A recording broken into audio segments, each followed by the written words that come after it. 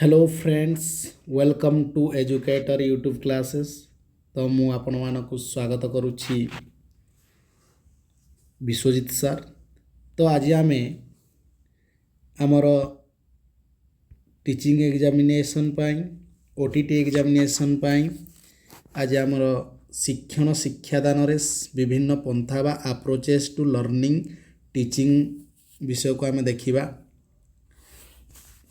तो चलतु आम आरंभ करिया पिलामाने। तो एथिरे आरंभ करिया पूर्व टिके मु कहिदेबी पिलामाने एटा तीन प्रकार पंथा हमको मिलिबो बा अप्रोच मिलिबो। गोटे हला शिक्षक केंद्रिक पंथा बा टीचर सेंट्रिक अप्रोच टीसीए लिखि दउची। आ गोटे हला हमर लर्नर सेंट्रिक अप्रोच। आ गोटे हला थर्ड हला लर्निंग सेंट्रिक बा आमे कहि परिबा शिक्षण केंद्रिक अप्रोच बा पंथा कहि परिया। तो आमे प्रथमे देखिबा पिला माने शिक्षक केंद्रिक पंथा बा टीचर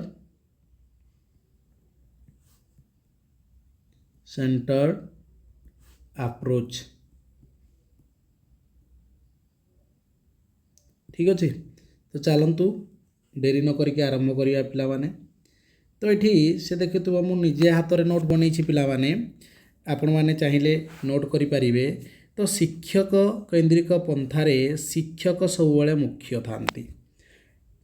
तो देखा कौन लिखाई ना श्रेणी कक्ष भिन्न भिन्न दक्षता संपन्न शिक्षार्थी था। तो पिलामाने जिते बड़े तुम जड़े जड़े शिक्षक हम जो भी आम निजे भी पढ़ुले पिलामाने तो ये तीन प्रकार ना भिन्न भिन्न दक्षता संपन्नर शिक्षार्थी था पिला था। तो प्रथम टीला द्रुत बेगर शिक्षार्थी था जोड़ा हाई अचीवर लर्नर जो मैंने टैलेंटेड पिला थे थरक सार कहले बुझीपारे। द्वितीयटी है मध्यम धरणर शिक्षार्थी जो मैंने मिडिल अचीवर लर्नर एम को दुई थर कहले तीन थर कहले बुझीजे। आउ तीन नंबर हेले मंथर धरणर शिक्षार्थी बा लो अचीवर लर्नर या तीन थर चारि थर पांच थर कहला परे माने गोटे पाठ को बा गोटे कॉन्सेप्ट को बुझंती। तो देखिबो पिला माने से कहला से नेक्स्ट पॉइंट देखिबा एही पंथारे शिक्षक मध्यम धरणर शिक्षार्थी मानकर आवश्यकता अनुसार पाठ योजना और शिक्षादान करती। तो ये शिक्षक कौन करती ना शिक्षक केंद्रिक पंथारे से मध्यम धरणर शिक्षार्थी को आख्या रखी ताकर शिक्षण कार्य गुड़िक नहीं शिक्षण बिंदु गुड़िक लर्निंग ऑब्जेक्टिव गुड़िक ठीक अच्छे नहीं एलो गुड़ाक ठीक अच्छे। तो नेक्स्ट पॉइंट कहला शिक्षक शिक्षादानर मान उपरे शिक्षार्थीर शिक्षण निर्भर करे। तो ये से कहूँ जे शिक्षकर जी ज्ञान थी शिक्षक जी भी लर्निंग ऑब्जेक्टिव नहीं थे शिक्षकर शिक्षादान मान उपरे शिक्षार्थीर शिक्षण निर्भर करे। शिक्षक जमी पढ़ेबे से जहाँ कहे ताहा सही अनुसार ही शिक्षार्थी मानकर शिक्षण संभव हम। तापर शिक्षक होउछंती ज्ञानर गंताघर से ही केवल ज्ञान प्रदान वितरण करी पारिबे। तो ये शिक्षण केंद्रिक बा टीचर सेंटर मेथड रे शिक्षक हेले सर्वे सर्वा बुझीपाल ना नहीं। तो शिक्षक सबू जानी व्यक्ति पिला माने किछि जानी नाहंती। तो इम्पोर्टान्स बेसी कोडे क्या मिलूचे शिक्षक को ठीक अच्छे। तो ये से नेक्स्ट पॉइंट भी कहला शिक्षक सबू जानी था से ज्ञानर गंताघर पिला माने किछि जानी नाहंती जड़े जड़े शिक्षक थे से भाया ना।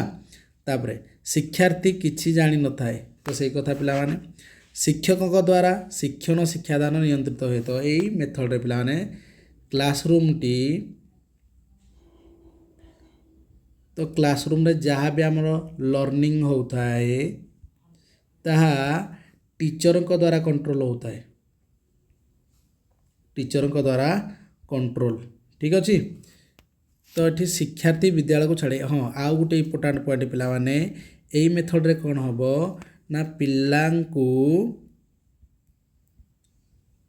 शिक्षण करिबारे बा लर्निंग करिबारे आनंद आसी न थाए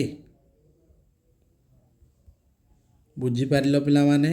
ଯାହାଫଳରେ ଯଦି ଶିକ୍ଷକ ସେଇଠି ସର୍ବେ ସର୍ବା ହେବେ, ଯାହାଫଳରେ ସ୍କୁଲରୁ ବିଦ୍ୟାଳୟରୁ ପିଲା କ'ଣ ଡ୍ରପ୍ ଆଉଟ୍ ହେବାର ବି ସମ୍ଭାବନା ଅଧିକ ରହିଥାଏ। ତେଣୁ ଆମକୁ ଯେତେବେଳେ ବି ଆମେ ପାଠ ପଢ଼େଇବା ଶିକ୍ଷକ କୈନ୍ଦ୍ରିକରେ ଆମେ ପାଠ ପଢ଼େଇବା ନାହିଁ। ବୁଝିପାରିଲ ନା ନାହିଁ? ଶିକ୍ଷକ କୈନ୍ଦ୍ରିକ ପନ୍ଥାରେ ଆମେ ପାଠ ପଢ଼େଇବା ନାହିଁ। ତାପରେ ଦେଖିବା ନେକ୍ସଟ କ'ଣ ଅଛି। ତ ସେକେଣ୍ଡ ହେଲା ଶିକ୍ଷାର୍ଥୀ କୈନ୍ଦ୍ରିକ ପନ୍ଥା ବା ଲର୍ଣ୍ଣର ସେଣ୍ଟ୍ରିକ ବା ଲର୍ଣ୍ଣର ସେଣ୍ଟର୍ଡ ଆପ୍ରୋଚ୍। ବୁଝିପାରିଲ ପିଲାମାନେ। ତ ସେ କହିଲା ଏଥିରେ ଶିକ୍ଷାର୍ଥୀଙ୍କୁ କେନ୍ଦ୍ରୀଭୂତ କରି ସମସ୍ତ କାର୍ଯ୍ୟ କରାଯାଇଥାଏ। ତ ଯେମିତି ଶିକ୍ଷକ କୈନ୍ଦ୍ରିକ ପନ୍ଥାରେ ଶିକ୍ଷକ ମୁଖ୍ୟ ହେଉଥିଲେ, ଶିକ୍ଷାର୍ଥୀ କେନ୍ଦ୍ରିକ ପନ୍ଥାରେ କିଏ ମୁଖ୍ୟ? ଶିକ୍ଷାର୍ଥୀ ମୁଖ୍ୟ। ତ ଶିକ୍ଷାର୍ଥୀକୁ ଆଖି ଆଗରେ ରଖି ତାର ପରିବେଶ ସେ କେଉଁଠୁ ଆସୁଛି, ଠିକ୍ ଅଛି। ତ ସେ ଶିକ୍ଷାର୍ଥୀ ଅନୁସାରେ ଶିକ୍ଷଣ ହୋଇଥାଏ। ତ ଏଠି ମୁଖ୍ୟ କିଏ? ଶିକ୍ଷାର୍ଥୀ, ଲର୍ଣ୍ଣର କହିପାରିବା। ସେ କହିଲା ନିଜ ଅଭିଜ୍ଞତାକୁ ପୁନର୍ଗଠନ କରନ୍ତି। ତ ଶିକ୍ଷାର୍ଥୀ କେନ୍ଦ୍ରିକ ପନ୍ଥାରେ ନିଜ ପରିବେଶରୁ, ନିଜ ସାଂସ୍କୃତିକ ପରିବେଶ, ତାର ସମାଜରୁ ଯେଉଁ ଅଭିଜ୍ଞତା ଥାଏ ତାକୁ ବିଦ୍ୟାଳୟରେ ଆସିକି ସେ ନିଜେ ସେ ଅଭିଜ୍ଞତାକୁ ପୁନର୍ଗଠନ କରିକି କ'ଣ କରେ ନା ଶିକ୍ଷଣ କରିଥାଏ। ଏଠି କେବଳ ଶିକ୍ଷକ କେବଳ କ'ଣ? ଶିକ୍ଷକ କ'ଣ କରିବେ? ଶିକ୍ଷକ କେବଳ ସାହାଯ୍ୟ କରିବେ।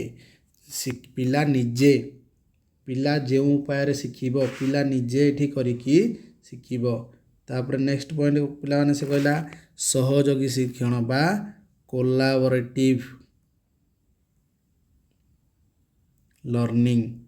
ଏଠି ସହଯୋଗରେ, ଠିକ୍ ଅଛି ପିଲାମାନେ। ତ ଏଠି ସେ ତା ସାଙ୍ଗମାନଙ୍କ ସହିତ ମିଶିକି ସହଯୋଗିତା ସହିତ ସେ ନିଜେ ଅଂଶଗ୍ରହଣ କରିକି ଶିକ୍ଷଣ କରେ। ବୁଝିପାରିଲ।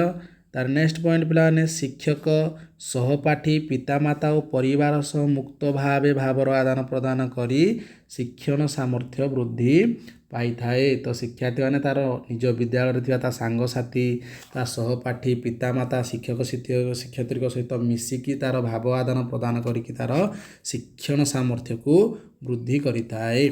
ନେକ୍ସଟ ପଏଣ୍ଟ ସାମାଜିକ ଓ ସାଂସ୍କୃତିକ ପରିସ୍ଥିତି ତାର ଶିକ୍ଷଣକୁ ବହୁ ଭାବରେ ପ୍ରଭାବିତ କରିଥାଏ। ପିଲାମାନେ ଏଇଟା ମନେ ରଖିବ। ତ ତା ଶିକ୍ଷଣକୁ ବେଶୀ ତାର ସାମାଜିକ ଓ ସାଂସ୍କୃତିକ ଏଇ ଦୁଇଟି ଜିନିଷ ତାର ଶିକ୍ଷଣକୁ ବେଶୀ ପ୍ରଭାବିତ କରିଥାଏ। ତା ସମାଜରେ ସେ ଯାହା ଶିଖୁଛି, ତା ସଂସ୍କୃତି ଯାହା, ସେ ଯେଉଁ କଲଚରରୁ ଆସୁଛି, ଯେଉଁ ପରିବାରରୁ ଆସୁଛି, ଯେଉଁ ପରିବେଶରୁ ଆସୁଛି, ସେ ତାର ସେଇ ଅଭିଜ୍ଞତା ଅନୁଯାୟୀ ତାର ଶିକ୍ଷଣଟି ହୋଇଥାଏ। ତେଣୁ ତାର ସାମାଜିକ ଓ ସାଂସ୍କୃତିକ ପରିସ୍ଥିତି ତାର ଶିକ୍ଷଣକୁ ଅଧିକ ପ୍ରଭାବିତ କରିଥାଏ। ନେକ୍ସଟ ପଏଣ୍ଟ ପିଲାର ଆଗ୍ରହ, ଆବଶ୍ୟକତା, ଶିକ୍ଷଣର ଧାରା ଓ ସାମର୍ଥ୍ୟକୁ ଆଧାର କରି ଶିକ୍ଷକ ପିଲାମାନଙ୍କର ଶିକ୍ଷଣରେ ଅଗ୍ରଗତି ପାଇଁ ଉପଯୁକ୍ତ ଯୋଜନା ପ୍ରସ୍ତୁତ କରିପାରିବେ। ତ ଏଠି କହିଲା ନା ସବୁବେଳେ ଶିକ୍ଷାର୍ଥୀର ଆଗ୍ରହ, ଏଠି ଶିକ୍ଷକକୁ ଯାହା ଭଲ ଲାଗୁଛି ତାହା କରିବେ ନାହିଁ। ଶିକ୍ଷାର୍ଥୀକୁ କ'ଣ ଭଲ ଲାଗୁଛି, ସେ କେଉଁ ପରିବେଶରୁ ଆସୁଛି, ତାର ଶିକ୍ଷଣ ଧାରା କ'ଣ, ସେ କେଉଁ ସମାଜରୁ ଆସୁଛି, ତାର ସାମାଜିକ ପରିସ୍ଥିତି, ସାଂସ୍କୃତିକ ପୃଷ୍ଠଭୂମି, ଠିକ୍ ଅଛି। ତ ତାର ଆଧାର ଅନୁଯାୟୀ ସେ ଆଗ୍ରହ, ଶିକ୍ଷଣର ଧାରା ଏଇ ଅନୁଯାୟୀ ଶିକ୍ଷକ କ'ଣ କରିବେ ନା ଶିକ୍ଷଣ ଯୋଜନା ପ୍ଲାନ୍ କରିବେ। ତୁମମାନେ ସବୁ ପ୍ଲାନ୍ ଦେଖୁଥିବ ପିଲାମାନେ, ଲେସନ୍ ପ୍ଲାନ୍। ଆରେ ହଁ କି ନାହିଁ?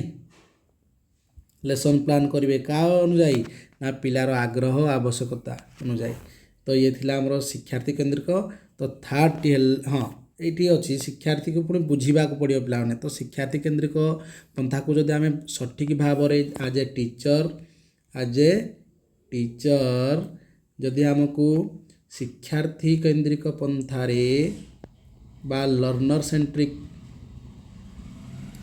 କେନ୍ଦ୍ରିକ ପନ୍ଥାରେ କେନ୍ଦ୍ରିକ ପନ୍ଥାରେ ଆମକୁ ପଢ଼େଇବାର ଅଛି।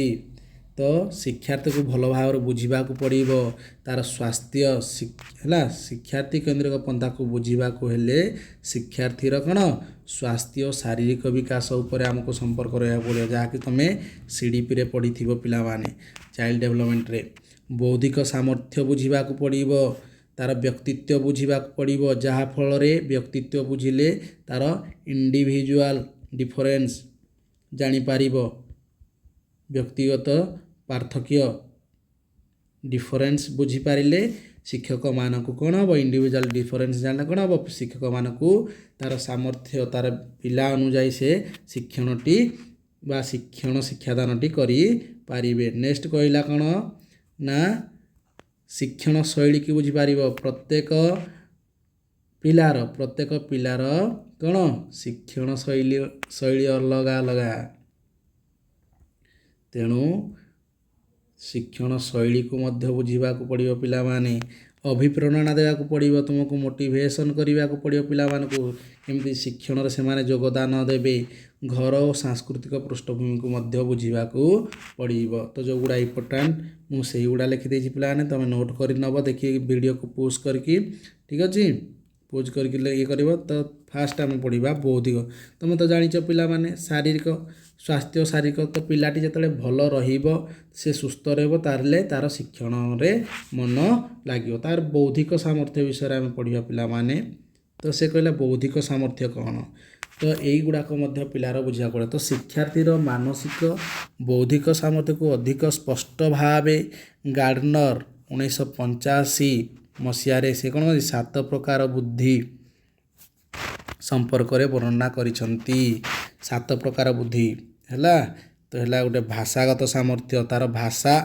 जो भाषा को प्रयोग करी से तार समाज रे तार परिवेश रे कौन करुच्ची पिला माने ना से कम्युनिकेट करुच्ची जोगाजोग करुच्ची तो से तार भाषागत सामर्थ्य को लिंग्विस्टिक को बुझा पड़ो गोटे गाणितिक जुक्ति तो लॉजिकल मैथमेटिक्स अमूर्त चिंता है एब्स्ट्रैक्ट थिंकिंग तार को बुझा पड़ो जमती से विभिन्न प्रकार वस्तु व्यवहार करिकी से एब्स्ट्रैक्ट थिंकिंग करि पारुथो गणित करि पारुथो तार तृतीय स्थान संबंधी चित्र संबंधी सामर्थ्य तो विजुअल स्पाइटल है तो स्थान संबंध विभिन्न स्थान विषय सब जानी चित्र संबंधी को इतिहास चित्र से देखला ता विषय से कही पारुथो से विषय को जानवर अच्छी शारीरिक और मांसपेशी संबंधी सामर्थ्य तो शारीरिक मैंने से फिजिकाल ता निज शरीर उपर सचेतन थी से केमती एक्सरसाइज कर निजर शारीरिक ज्ञान भी तार मांसपेशी निज शरीर विषय ज्ञान थी से बुझा पड़ो।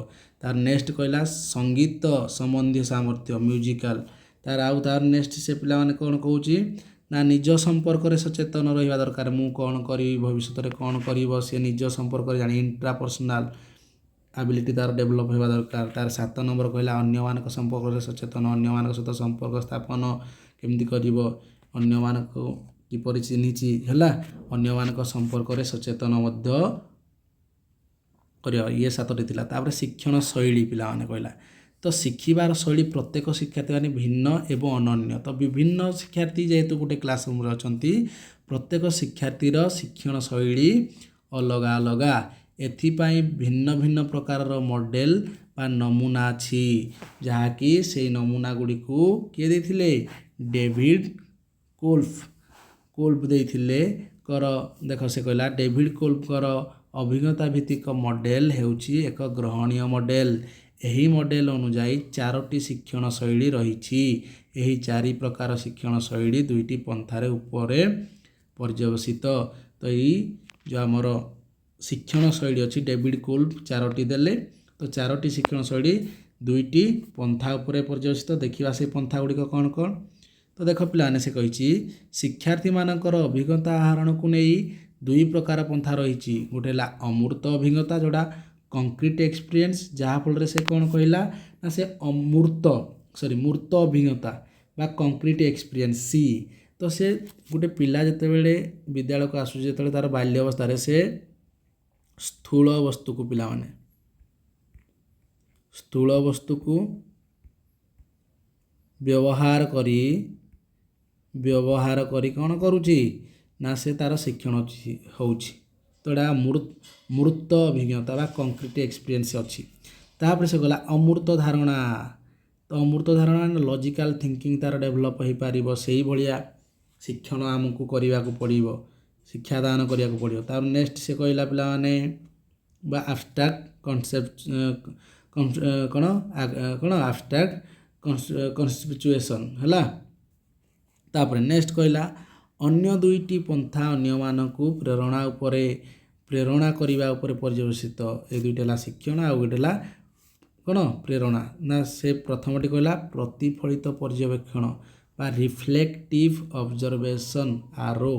ବୁଝିପାରିଲ ନାହିଁ, ସେ ପର୍ଯ୍ୟବେକ୍ଷଣ କରିକି ଶିକ୍ଷଣ କରିଦେବ। ବିଭିନ୍ନ ପ୍ରକାର କ୍ଷେତ୍ର ପରିଭ୍ରମଣରେ ପର୍ଯ୍ୟବେକ୍ଷଣ କରିପାରିବ।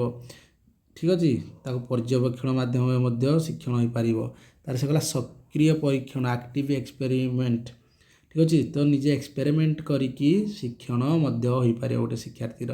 ହେଲା ସବୁ ଶିକ୍ଷାର୍ଥୀ କେନ୍ଦ୍ରିକ ପନ୍ଥା। ତାପରେ ସେ କହିଲା ନୋଟ୍ କରିବ ନା ଅଭିଜ୍ଞତା ଓ ଅଭିପ୍ରେରଣା ଦ୍ୱାରା ଶିକ୍ଷଣ ଶୈଳୀ ପ୍ରଭାବିତ ହୋଇଥାଏ, ନିଜର ଅଭିଜ୍ଞତା ଓ ଅଭିପ୍ରେରଣା ଦ୍ୱାରା। ତାପରେ ତେଣୁ ଶିକ୍ଷଣ ଶୈଳୀକୁ ଶିକ୍ଷାର୍ଥୀର ବ୍ୟକ୍ତିତ୍ୱ ଓ ବୌଦ୍ଧିକ ପରିପ୍ରକାଶ ମଧ୍ୟରେ ଏକ ସେତୁ ଭାବରେ ବିବେଚନା କରାଯାଏ। ତ ଶିକ୍ଷଣ ଶୈଳୀକୁ ଆମେ କ'ଣ କହିପାରିବା ନା ତା'ର କ'ଣ ନା ବ୍ୟକ୍ତିତ୍ୱ ଆଉ ବୌଦ୍ଧିକ ପରିପ୍ରକାଶରେ ଗୋଟେ ସେତୁ ଭଳିଆ ବ୍ରିଜ୍ ଭଳିଆ କାମ କରେ ଗୋଟେ ଶିକ୍ଷଣ ଶୈଳୀ। ତାପରେ ସେ କହିଲା ଶିକ୍ଷାର୍ଥୀ କୈନ୍ଦ୍ରିକ ପନ୍ଥାରେ ଶିକ୍ଷକଙ୍କ ଭୂମିକା କ'ଣ ରହିବା ଆବଶ୍ୟକ।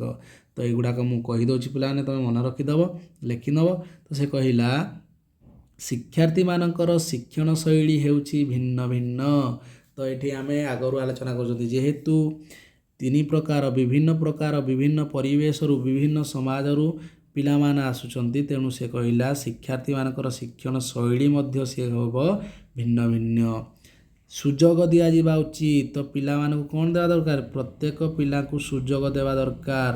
ଏମିତି ଗୋଟେ ଲର୍ଣ୍ଣିଂ ଏନଭାରମେଣ୍ଟ କ୍ରିଏଟ୍ କରିବା ଦରକାର ଯେଉଁଥିରେ କି ସମସ୍ତଙ୍କୁ କ'ଣ ସୁଯୋଗ ମିଳୁଥିବ, ସମସ୍ତେ ପାର୍ଟିସିପେଟ୍ କରୁଥିବେ ଶିକ୍ଷାଦାନରେ। ଠିକ୍ ଅଛି ପିଲାମାନେ।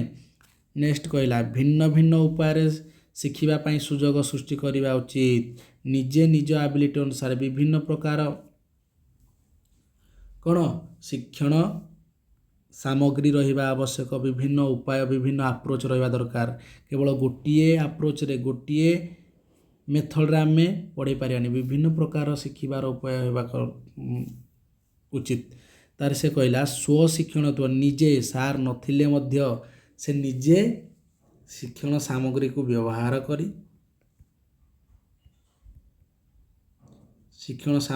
ବ୍ୟବହାର କରି କିମ୍ବା ସେ ପିଲାମାନଙ୍କ ସହିତ ତା ସାଙ୍ଗମାନଙ୍କ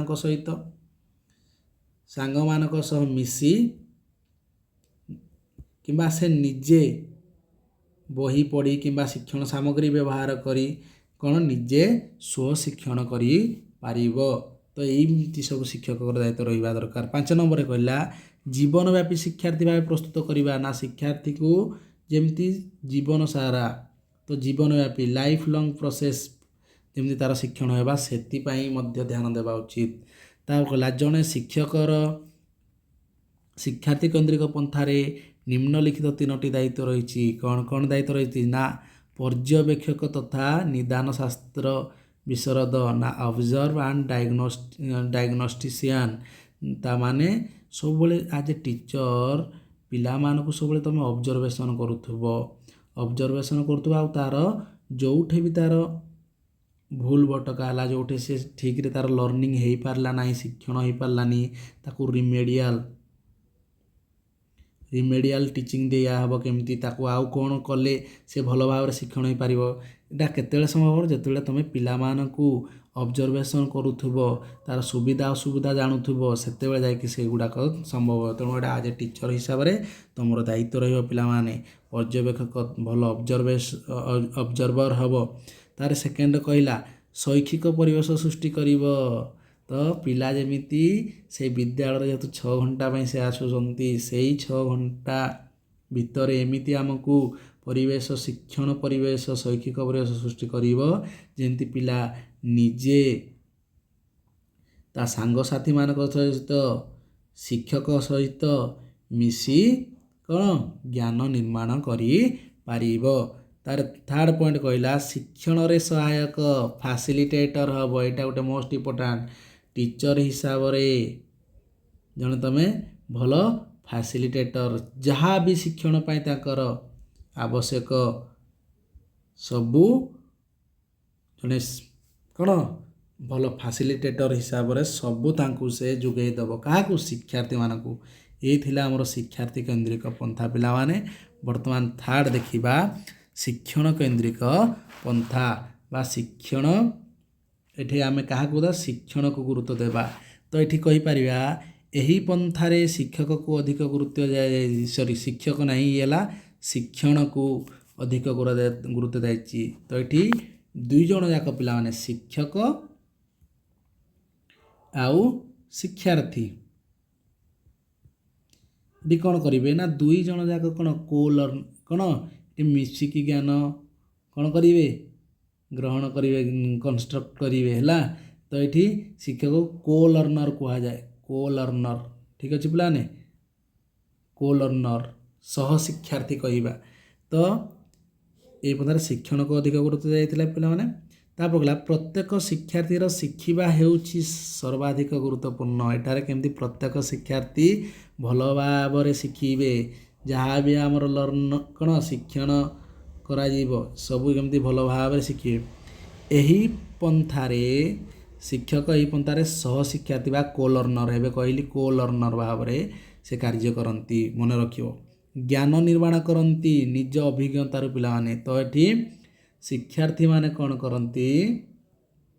ନିଜ ଅଭିଜ୍ଞତାକୁ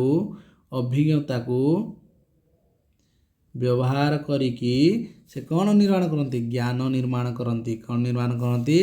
ଜ୍ଞାନ ନିର୍ମାଣ କରନ୍ତି। ନେକ୍ସଟ କହିଲା ଉଭୟ ଶିକ୍ଷାର୍ଥୀ ତଥା ଶିକ୍ଷକ ଜ୍ଞାନ ଆହରଣ ଏବଂ ନିର୍ମାଣ କରନ୍ତି। ତ ମୁଁ ଏଠି କହିସାରିଲିଣି ପ୍ରଥମରୁ। ତ ଉଭୟ ଶିକ୍ଷକ ଶିକ୍ଷାର୍ଥୀ ମିଶିକି କ'ଣ କରନ୍ତି? ଜ୍ଞାନ ନିର୍ମାଣ କରନ୍ତି। ନେକ୍ସଟ ପଏଣ୍ଟ କହିଲା ପିଲାମାନେ ଶିକ୍ଷାର୍ଥୀ ହେଉଛି ସମସ୍ତ କାର୍ଯ୍ୟର କେନ୍ଦ୍ରବିନ୍ଦୁ। ଏଠି ଇମ୍ପୋର୍ଟାନ୍ସ କାହାକୁ ଦିଆଯାଇଛି? ଶିକ୍ଷାର୍ଥୀକୁ। ଏଗୁଡ଼ା ମୁଁ ଜଷ୍ଟ କହିଦେଉଛି, ବୁଝିପାରୁଥିବ। ଜୀବନବ୍ୟାପୀ ଶିକ୍ଷାର୍ଥୀ ଭାବେ ପ୍ରସ୍ତୁତ କରିବା ଓ ପ୍ରେରଣା ଯୋଗାଇବା, ଏଟା ବି ମୁଁ କହିସାରିଛି। ଯେମିତି ସେ କ'ଣ ଲାଇଫ୍ ଲଙ୍ଗ୍ ଏମିତି ଶିକ୍ଷଣ ହେବା ଦରକାର ଯେମିତି ତାର ଜୀବନବ୍ୟାପୀ ହେବ। ସେଇ ଶିକ୍ଷାର୍ଥୀ କ'ଣ ସେଇ ଶିକ୍ଷଣକୁ ସେ ତାର ଜୀବନରେ ବ୍ୟବହାର କରିପାରିବ। ସେଇ ଶିକ୍ଷାର୍ଥୀ ଯେମିତି ତାର ଜୀବନବ୍ୟାପୀ ହେବ। ଠିକ୍ ଅଛି। ଶୈକ୍ଷିକ ବାତାବରଣ ସୃଷ୍ଟି କରା ଆଜ୍ ଏ ଟିଚର କ'ଣ ଶୈକ୍ଷିକ ବାତାବରଣ, ଏଗୁଡ଼ାକ ଆମେ ପଢ଼ି ସାରିଲାଣି ପିଲାମାନେ। ସେଇ ସମାନ କଥା। ଏହି ପନ୍ଥାରେ ସମ୍ପୂର୍ଣ୍ଣ ଭାବରେ ବ୍ୟକ୍ତିଗତ ଓ ନମନୀୟ ଦକ୍ଷତା ଭିତ୍ତିକ ହେଲା ନାହିଁ। ତ ଏହି ପନ୍ଥା ସମ୍ପୂର୍ଣ୍ଣ ଭାବରେ କ'ଣ ବ୍ୟକ୍ତିଗତ ବି ହେଇପାରିବ ପିଲାମାନେ, ନମନୀୟ ଆଉ ଦକ୍ଷତା ଭିତ୍ତିକ ହୋଇପାରିବ। ସହପାଠୀଙ୍କ ସହ ମିଶି ଓ ନିଜେ ବିଷୟବସ୍ତୁର ଅର୍ଥ ନିରୂପଣ କରିଥାଏ। ତ ଏଠି ଶିକ୍ଷାର୍ଥୀ ସେ ନିଜେ ଆଉ ତା ସାଙ୍ଗମାନଙ୍କ ସହିତ ହେଲା, ସାଙ୍ଗମାନଙ୍କ ସହ ମିଶି କ'ଣ କରେ? ଜ୍ଞାନ ନିର୍ମାଣ କରିଥାଏ। କୋଲାବରେଟିଭ ଲର୍ଣ୍ଣିଂ ଆମେ କହିପାରିବା। ଏହି ପ୍ରକ୍ରିୟାରେ ଶିକ୍ଷାର୍ଥୀର ସକ୍ରିୟ ଅଂଶଗ୍ରହଣ ତଥା ଶିକ୍ଷକଙ୍କର ସମନ୍ୱୟ ଦ୍ୱାରା ଶିକ୍ଷାର୍ଥୀର ସର୍ବାଙ୍ଗୀନ ବିକାଶ ହୋଇଥାଏ। ତ ଏଠି ଶିକ୍ଷାର୍ଥୀ ନିଜେ ସକ୍ରିୟ ଭାବରେ ଆକ୍ଟିଭ ହେଲା ପିଲାମାନେ। ଏଠି ଆକ୍ଟିଭ ହେବ। ଆକ୍ଟିଭ କାହା ସହିତ? ନା ଶିକ୍ଷକଙ୍କ ସହିତ। ବୁଝିପାରିଲ ନା ନାହିଁ? ଶିକ୍ଷକ ଏବଂ ଶିକ୍ଷାର୍ଥୀ ସକ୍ରିୟ ଭାବରେ ଆଉ ଶିକ୍ଷକଙ୍କର ସହାୟତାରେ ସେ କ'ଣ ତାର ଗୋଟେ ସର୍ବାଙ୍ଗୀନ ଉନ୍ନତି ହେବ ହେଲା, ସର୍ବାଙ୍ଗୀନ ବିକାଶ ହୋଇଥାଏ ଏବଂ ଯାହାଫଳରେ ଏହା କ'ଣ ଜୀବନବ୍ୟାପୀ ବା ଲାଇଫ୍ ଲଙ୍ଗ୍ ଲର୍ଣ୍ଣିଂ ହେବ। ବୁଝିପାରିଲ ନାହିଁ ପିଲାମାନେ? ତାର ଦେଖିବା କ'ଣ ନେକ୍ସଟ ପଏଣ୍ଟ ଲେଖାଯାଇଛି ନେକ୍ସଟ ପେଜରେ।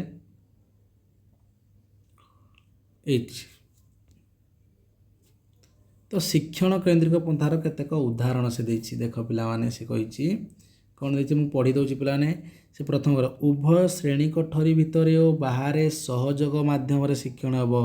ନା କୋଲାବରେଟିଭ ଲର୍ଣ୍ଣିଂ, ଉଭୟ ଶ୍ରେଣୀ କୋଠରୀରେ ଆଉ ଶ୍ରେଣୀ ବାହାରେ।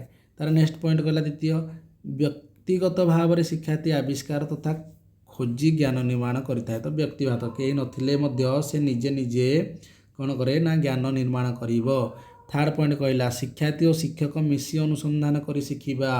ତ ଶିକ୍ଷକ ଆଉ ଶିକ୍ଷାର୍ଥୀ ନିଜେ କ'ଣ ପରସ୍ପର ମିଶିକି ଅନୁସନ୍ଧାନ କରିକି ଶିକ୍ଷଣ ହୋଇଥାଏ। ତାର 4 ନମ୍ବର ପଏଣ୍ଟ ସମସ୍ୟା ଭିତ୍ତିକ ଅନୁସନ୍ଧାନ କରି ଶିଖିବା।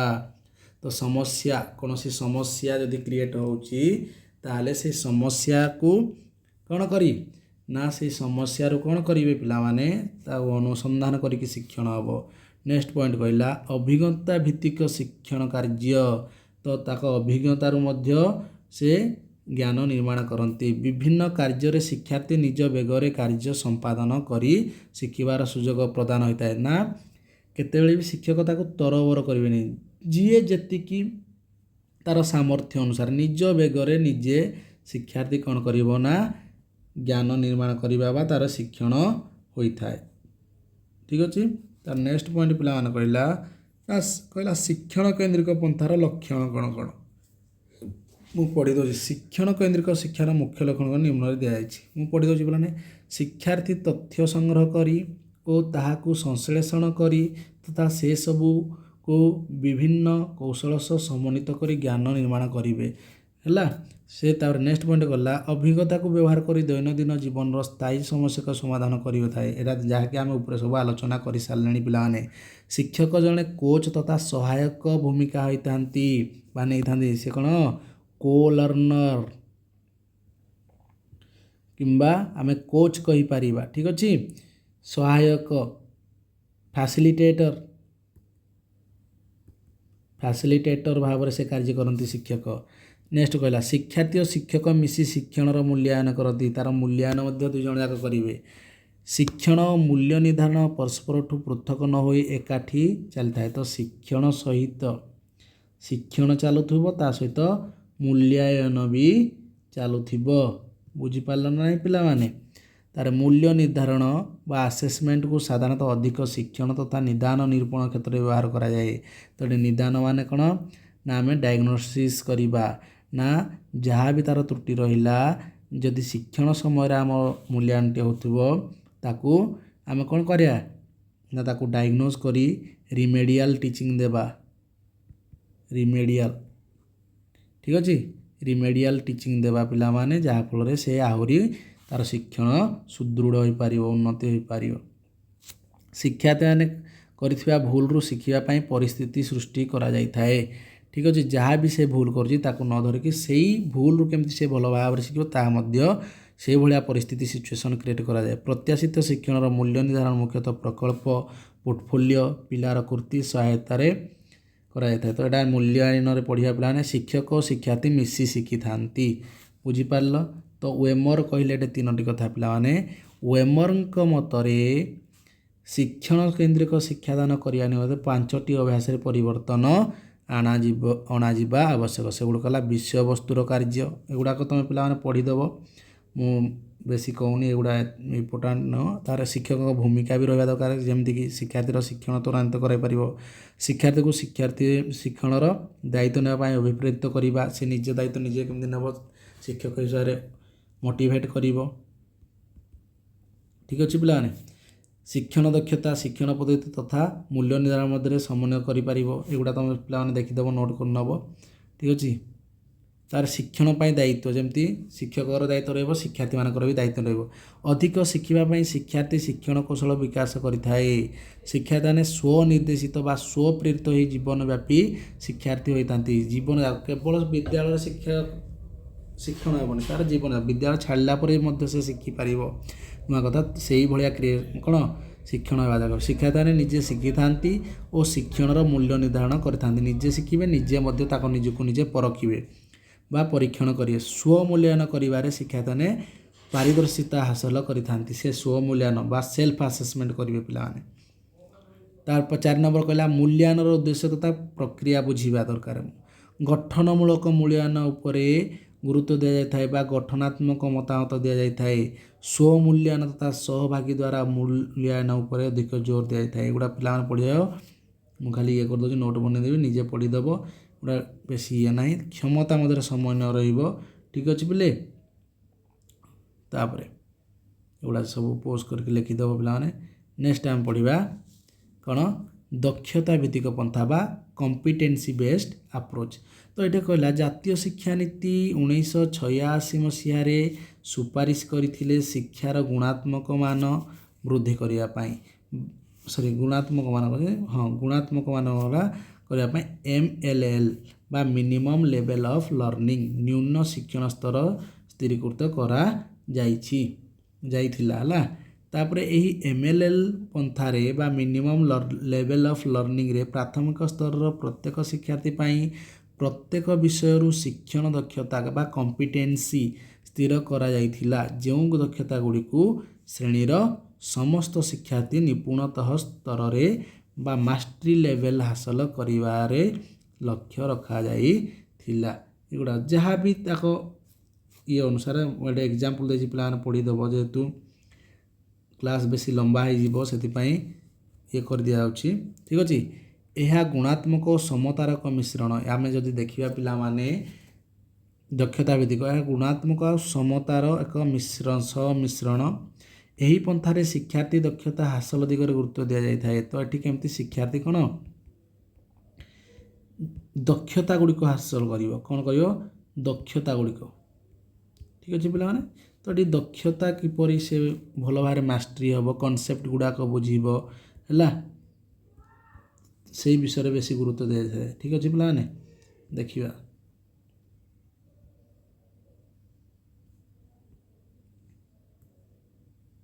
ठीक अच्छे पे नेक्स्ट से कहला दक्षता गुड़िक वास्तव जीवनर विभिन्न परिस्थिति संपर्कित होता दरकार जो दक्षता गुड़िक आम कौन करिया पिला माने ना है दक्षता गुड़िक कौन करिया ना तार वास्तव जीवन उपरे जेमती पर्यवेसित होइतिबा संपर्कित होइतिबो यह शिक्षण को आग्रह उद्दीपक लक्ष्यपूरक बा अभिप्रायमूलक तथा अभिप्रेरणा युक्त करिथाए। ठीक अच्छे यही दक्षता गुड़िक कौन हम एम जो दक्षता गुड़िक से हासिल कर से गुड़ा कौन कौन कर ना आनंददायक आह्वानमूलक समस्या समाधान दिगरे यह शिक्षार्थी को साहाय्य करे जो क्लासरूम रे ठीक अच्छे क्लासरूम रे जो शिक्षणटा हम दक्षता भित्तिक जो दक्षता गुड़िक से हासिल कर तार कौन समस्या समाधान तार दैनंदिन जीवन में कार्य कौन ताको हेल्प करिवो यह समस्त शिक्षार्थी द्वारा हासिल योग्य दक्षता गुड़िक मूल्यांकन पाई व्यवहार करा जाई पारिबो दक्षता गुड़िक सहजरे बुझी हुए एमती दक्षता होगा दरकार जमी सहजरे बुझी हम से कहला देख न्यूनतम शिक्षण स्तर दक्षता हासिल जमी प्रथम श्रेणीर भाषा दक्षता पढ़ा पृथक भाव और युक्त भाव साधारण अक्षर चिन्हबे खरे कहला शुणा और पढ़ा द्वारा धारणार बोधगम्यता होता है छोट छोट कथित विषय कौन हम साधारण सूचना को बुझे और तथ्य को मने पकाई कहे एगुड़ाक गोटे गोटे दक्षता सब हासिल करेंगे जमी प्रथम श्रेणी गणित दक्षता कहवा जोग वियोग तो माने एटा कंपलसरी एमती गोटे 1986 जो आमर जातीय शिक्षा नीति कहला जे ना प्रथम श्रेणी साहित्य भाषा दक्षता एगुड़ाक वृद्धि पाइबा दरकार गणित जमी कहला जोग वियोग शिखे केतरु 0 ରୁ 18 पर्यंत संख्यार जोग करेंगे जार जोगफल 18 ରୁ बेसी होई नथिबो एगुड़ाक गोटे दक्षता सब कौन कराइथिला स्थिर कराइथिला। प्रथम श्रेणीर परिवेश शिक्षार दक्षता कौन परिवार और पड़ोशी निज निज निजे निज सहित परिवार विभिन्न सदस्य संपर्क जान सी क्या कका डाक बाबा डाक बापा डाक माँ डाक से संपर्क जानवा दरकार। ठीक अच्छे युवाक सब पिला तुम बुझीपार शिक्षादान योजना शिक्षार्थी द्वारा हासिल होगा दक्षता गुड़ शिक्षक जानवा आवश्यक जो गुड़ाक दक्षता हासिल एगुड़ा सब मुझे स्क्रोल कर दूसरी तुम मैंने सब लिखिकी निजे टे पढ़ीदेव स्टॉप करके। ठीक अच्छे तार नेक्स्ट कहला एक्टिव बेस्ड अप्रोच तो शिक्षण कार्य भित्तिक पंथा बा एक्टिव बेस्ड अप्रोच तो यहीटा आमर ठीक अच्छे। तो देखा एक्टिव बेस रे कौन एक्टिवली से कार्य करेंगे से शिक्षक हूँ शिक्षार्थी हूँ समस्ते एक्टिवली से इनवल्वमेंट हे शिक्षण कार्य श्रेणी कक्षर शिक्षक शिक्षादान प्रक्रिया रे 3टी मुख्य उपादान है शिक्षक जितेबाला भी आम गोटे क्लासरूम रे शिक्षण होता है शिक्षादान होता है ये 3टी था मुख्य उपादान जड़े शिक्षक था जी पढ़ाऊ था शिक्षार्थी था आ जड़े विषय वस्तु बा पाठ्यक्रम जहाँ आम पढ़ू था।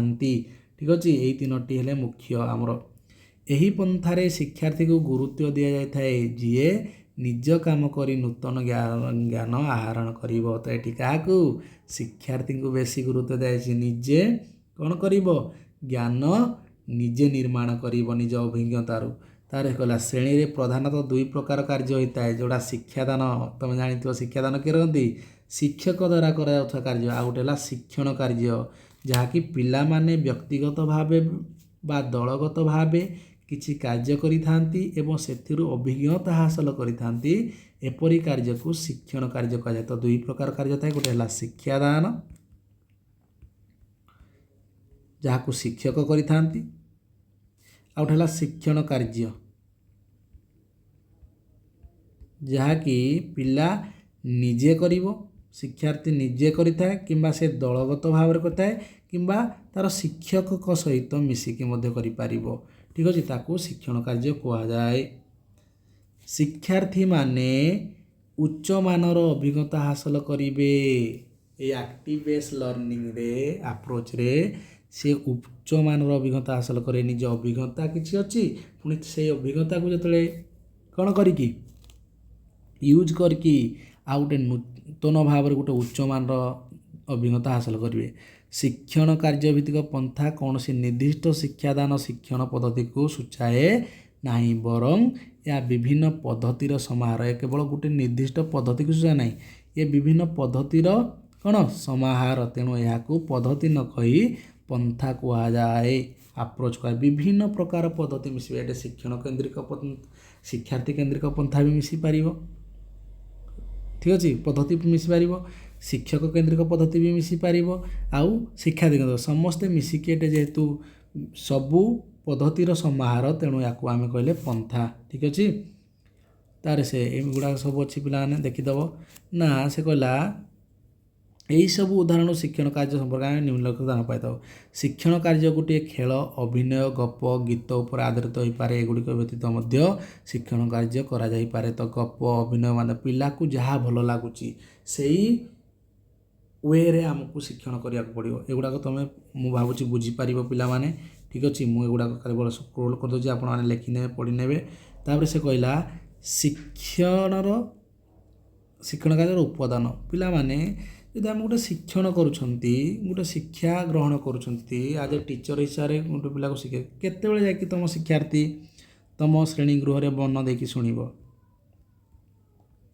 ନା ଯେତେବେଳେ ତା ପାଇଁ ଲକ୍ଷ୍ୟ କେନ୍ଦ୍ରିକ ହେଇଥିବ, ତା ପାଇଁ ସେଇ କ୍ଲାସ୍ଟି ଆହ୍ୱାନମୂଳକ ହେଇଥିବ, ଚ୍ୟାଲେଞ୍ଜିଂ ହେଇଥିବ, ଯାହାଫଳରେ ସେ କ'ଣ କରିବ? ସ୍ୱତଃସ୍ଫୂର୍ତ୍ତ ଭାବରେ ଅଂଶଗ୍ରହଣ କରିବ ବା ସ୍ପଣ୍ଟାନିୟସଲି ଇନଭଲଭମେଣ୍ଟ ହେବ, ଆଉ ଆପଣଙ୍କ କ୍ଲାସ୍ଟି ଆନନ୍ଦଦାୟୀ ହୋଇଥିବ।